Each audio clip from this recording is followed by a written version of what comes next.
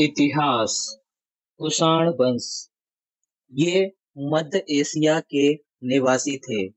मध्य Asia में यूची कबीला 5 भागों में बटा हुआ था।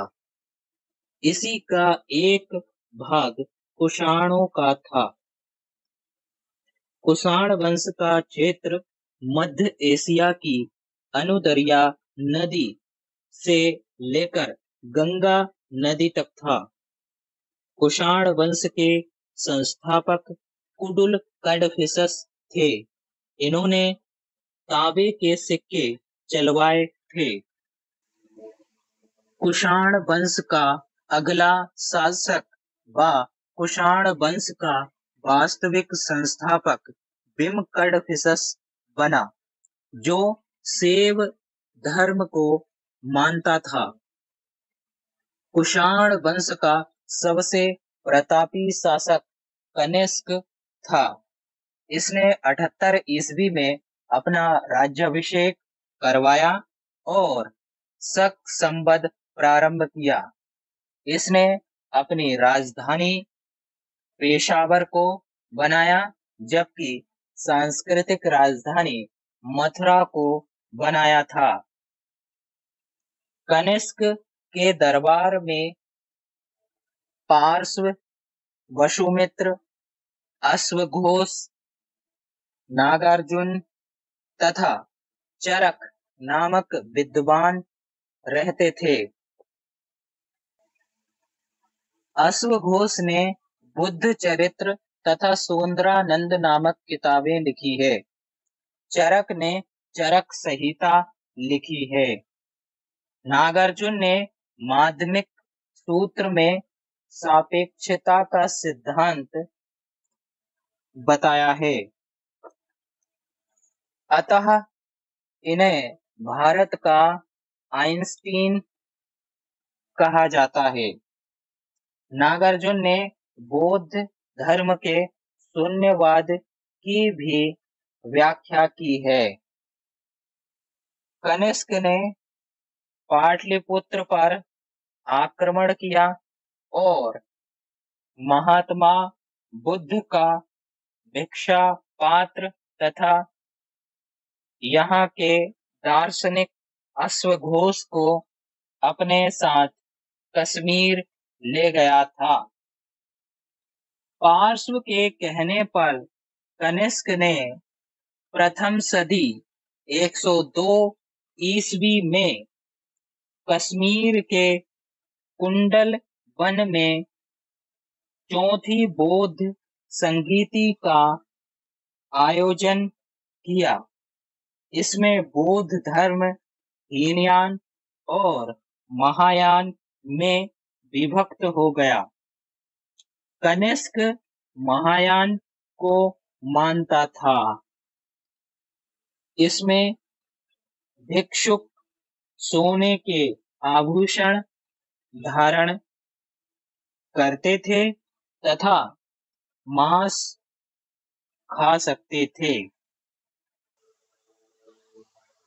सर्वाधिक शुद्ध सोने के सिक्के कनिष्क के शासन काल में जारी किए गए थे।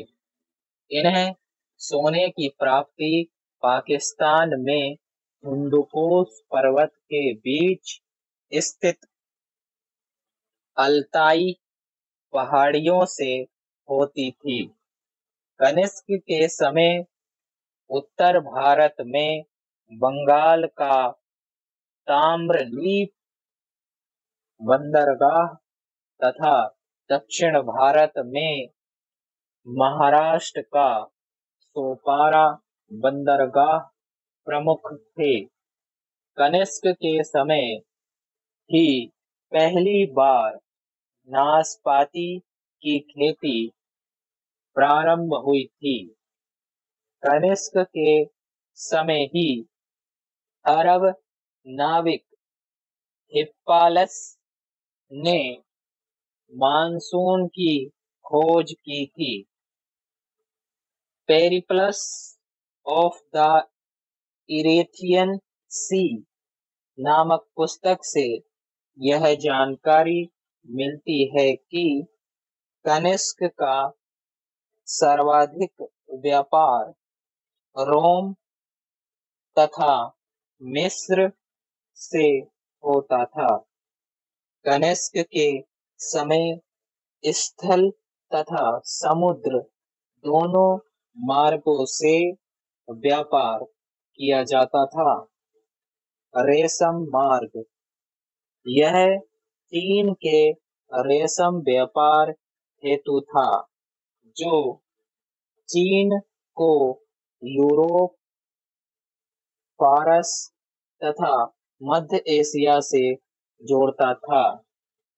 इस मार्ग का दक्षिणी भाग हिंद महासागर से गुजरता था, जबकि उत्तरी भाग कश्मीर तथा हिंदुकुश पर्वत को पार करके गुजरता था।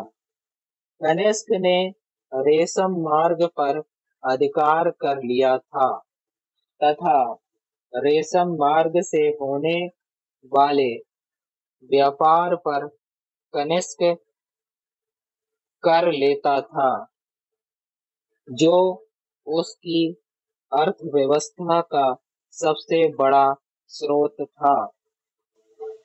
लगभग 105 ईस्वी में कनिष्क की मृत्यु हो गई थी।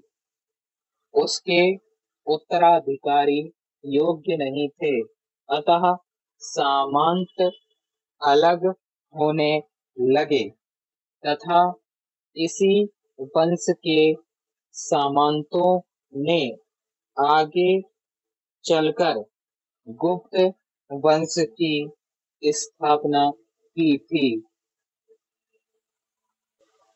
कुषाण वंश के अंतिम शासक के रूप में वासुदेव की चर्चा मिलती है।